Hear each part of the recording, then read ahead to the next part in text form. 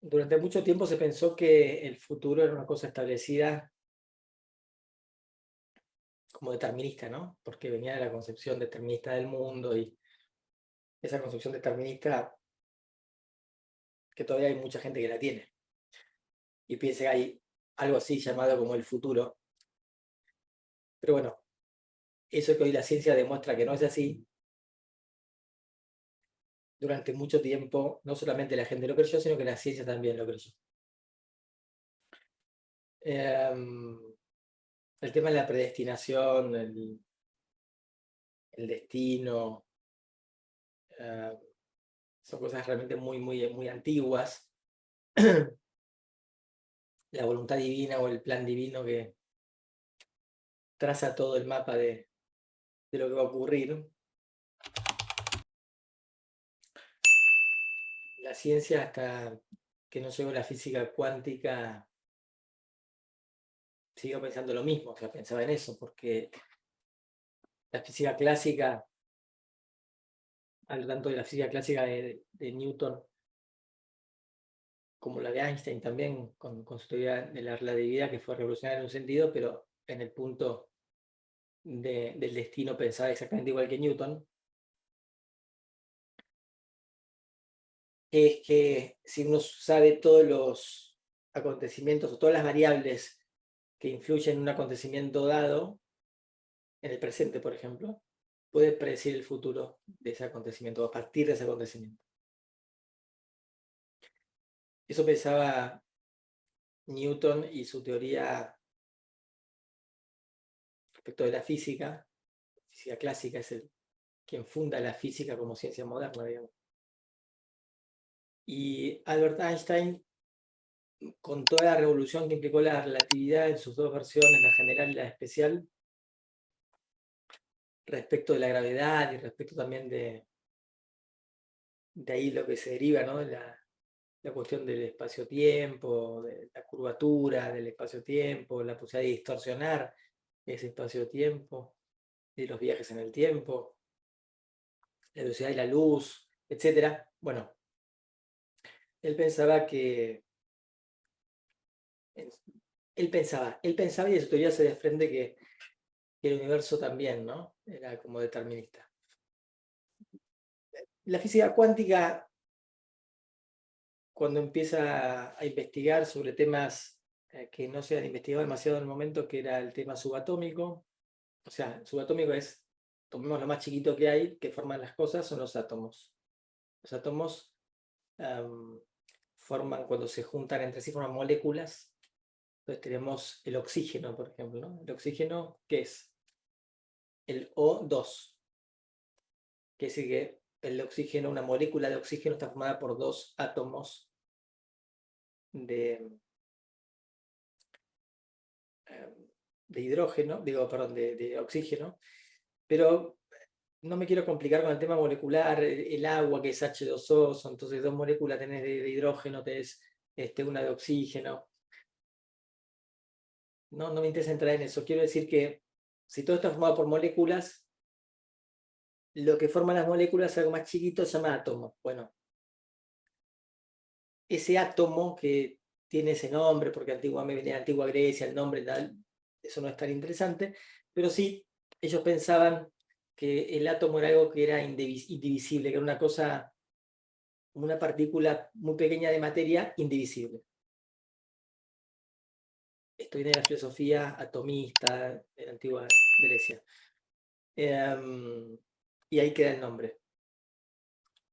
No obstante, cuando se avanza, ya en la ciencia moderna, digo, eh, se empieza a descubrir que el átomo no es una cosa indivisible, el átomo es una cosa formada por partes, de hecho. Entonces ya el nombre átomo le quedó, no tendría que estar ahí, porque no corresponde a la idea, pero bueno, se dejó el nombre átomo asumiendo que en realidad estaba formado por partes, o sea, no era indivisible. Era divisible, de hecho, en partes. Y esas partes se llamaron electrones, protones y neutrones.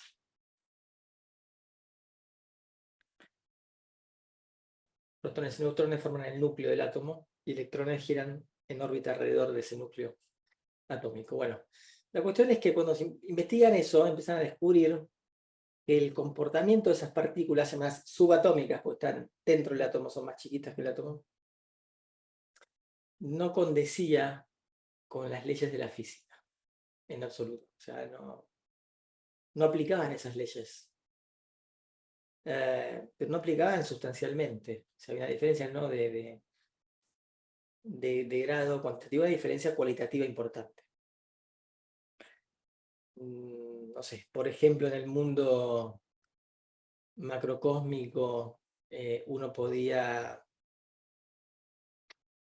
aseverar que cada objeto ocupa un lugar en el espacio y que por ende si un objeto está en un lugar no puede estar en otro al mismo tiempo. Pero no obstante, en el mundo cuántico, que es como se terminó llamando esta teoría, la física cuántica, la mecánica cuántica, en el mundo subatómico pasaba todo el tiempo eso. O sea, una partícula está en varios lados al mismo tiempo.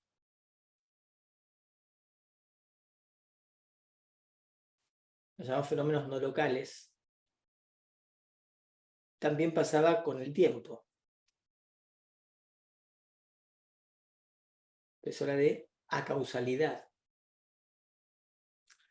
Entonces ahí se rompía el concepto este del tiempo lineal, se rompía el tema del espacio tan rígido, tan estructurado. Y cuando empiezan a descubrir realmente esto en profundidad, llegan a una conclusión que es las leyes del mundo cuántico no tienen nada que ver con las leyes del mundo macro, de lo grande, funcionan totalmente distinto, son otras leyes, se deducen las leyes. El problema que sigue existiendo al día de hoy es que las leyes del mundo de lo pequeño no condicen con las leyes del mundo de lo grande. O sea, lo microcósmico y lo macrocósmico para la física moderna se rigen por dos tipos de leyes distintas que no coinciden entre sí, que son incompatibles de hecho, y de ahí está la búsqueda desde hace 100 años atrás, la búsqueda de la famosa teoría del todo, del campo unificado que puede explicar todo. Se han hecho avances importantes en esa dirección, no se ha todavía logrado arribar a una conclusión tan definitiva, pero en ese camino se ha descubierto que el tiempo es relativo, el espacio es muy relativo, tenía razón Einstein en todo esto, pero también había algo así como dimensiones, muchas más dimensiones de las que uno cree que hay. No hay 3 dimensiones o 3 espaciales y una temporal, se habla de 10 dimensiones, 11 dimensiones, tal vez más. Estamos hablando de universos paralelos, agujeros de gusano, bueno, agujeros negros que finalmente fueron predichos por la teoría de Einstein y fueron comprobados luego su existencia. Muchas cuestiones que fueron derivándose de acá. Una de las cuestiones importantísimas que se dieron cuenta los físicos cuánticos que pasaba es que el futuro no existe.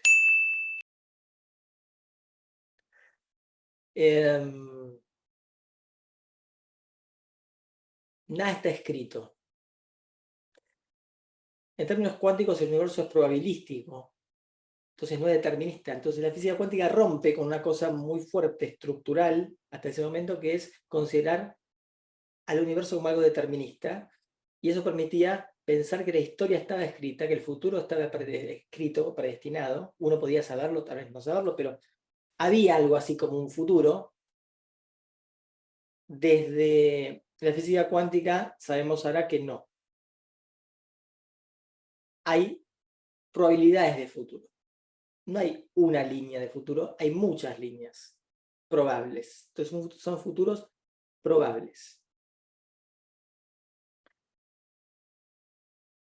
Esto es muy importante, no es una cosa tonta o algo solamente que importa a los físicos, ¿no? Que tenga que ver con el estudio del tiempo, que ya es un tema muy complejo en sí mismo el estudio del tiempo. ¿Qué es el tiempo? Los físicos no saben qué es el tiempo. El día de hoy hay físicos que dicen que el tiempo no existe, otros dicen una cosa y otros dicen la otra y se contradicen porque no se sabe.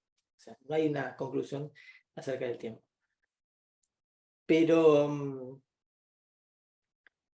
ciertamente no es un tema de debate académico en el ámbito de la física, porque nos afecta profundamente a nosotros. Pensar que el universo es determinista, como decía Newton, como afirmaba Einstein, es decir básicamente que no hay libre albedrío, no hay ninguna posibilidad que exista el libre albedrío, o sea, la libre voluntad, la libre capacidad de elegir en un universo determinista. Es absolutamente imposible. Está todo escrito, somos todos marionetas dentro de un guión que alguien escribió. El destino, los astros, Dios para algunos, lo que sea, pero el universo determinista no tiene lugar para la libre elección. La física cuántica, cuando plantea que esto no es así y que el universo es probabilístico, devuelve las bases de sustentación para creer en el libre albedrío. Entonces podemos entender que eso que se nos dice desde muy antiguo, en la Biblia, por ejemplo, la Kabbalah y en un montón de disciplinas y religiones en todo el mundo, de que el ser humano tiene libre albedrío, bueno, tiene un sustento ahora desde la física, está bien. Si hay un universo que es probabilístico, nosotros podemos tener libre albedrío. Es consistente una cosa con la otra. Y además, si no hubiera libre albedrío, tampoco podríamos aprender nada ni evolucionar, porque la evolución implica elegir, y elegir implica que puede haber libre albedrío. O sea que la cuestión de que si hay un futuro solo, y ese futuro entonces ya está escrito o no, o hay probabilidades de futuro, cambia mucho la cosa, la visión que uno puede tener acerca del ser humano y de la vida humana. Es una vida donde es una marioneta, un títere que sigue un guión preestablecido, donde no hay evolución posible en ese caso, porque si uno no puede elegir, no puede evolucionar. Sería una cosa muy arbitraria elegir a alguien para que evolucione y a alguien para que no, y a alguien para que desarrolle la conciencia y sea bueno, y a alguien para que sea malo, y sea toda una cosa bastante ridícula. O pensar en un ser humano realmente capaz de evolucionar, capaz de mejorar, capaz de corregir los errores, de aprender sus errores y elegir cada vez mejor. Eso implica necesariamente libre albedrío, y eso implica que el futuro no puede estar jamás determinado, y eso implica finalmente que no puede haber un futuro. O sea, el futuro es un concepto que no existe. Como yo digo, el futuro no es nada. Es un concepto erróneo. Responde a un paradigma viejo. La mayoría de la gente sigue creyendo acerca de el futuro o de un futuro. No tiene base de sustentación actualmente. Entonces, vamos a pensar al futuro de esta manera. Muchos caminos alternativos, diferentes, que se extienden desde un punto que llamamos el presente. Entonces, yo estoy en un punto ahora que es el presente, de ese punto no sale una línea para adelante, y digo el futuro, no existe eso. De ese punto existen un montón de líneas que van en direcciones diferentes, y yo puedo decir que todos esos son los caminos, ¿no?, probables que eventualmente podría llegar a recorrer. Seguramente alguno de ellos vamos a recorrer. Futuros probables.